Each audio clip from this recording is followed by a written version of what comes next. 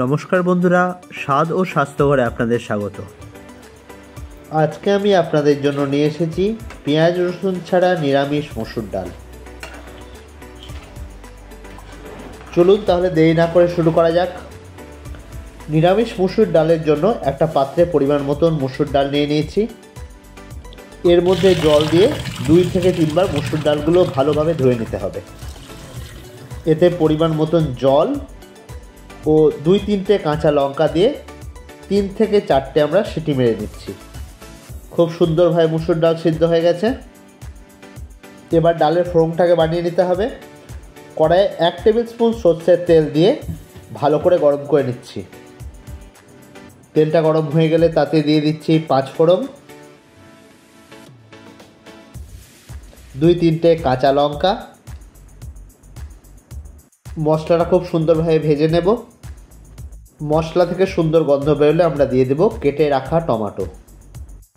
1 থেকে 2 মিনিট নাড়াচাড়া করে তাতে দিয়ে দেব পরিমাণ মতন লবণ ও হলুদ।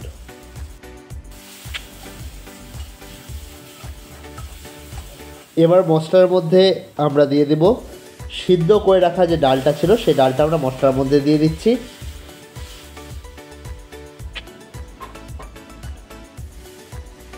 একটু নাড়াচাড়া করে নিচ্ছি।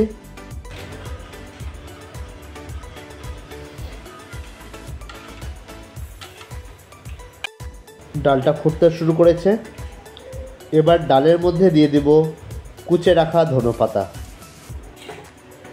মনে রাখতে হবে ধনেপাতা দেওয়ার পরে কিন্তু খুব বেশিভাবে ডালটাকে ফোটানো যাবে না। 1 থেকে 2 মিনিট ফুটিয়ে গ্যাসের ফ্লেমটাকে বন্ধ করে দিচ্ছি। নিরামিষ ডাল দেখতেই পাচ্ছেন তৈরি হয়ে গেছে। আজকে ছিল এই রেসিপি। কেমন লাগলো সেটা অবশ্যই জানাবেন। রেসিপি ভালো লাগলে অবশ্যই লাইক, শেয়ার এবং সাবস্ক্রিপশন করবেন। স্বাদ ও স্বাস্থ্যঘর। সকলে ভালো থাকবেন, সুস্থ থাকবেন। দেখা হচ্ছে পরের ভিডিওতে।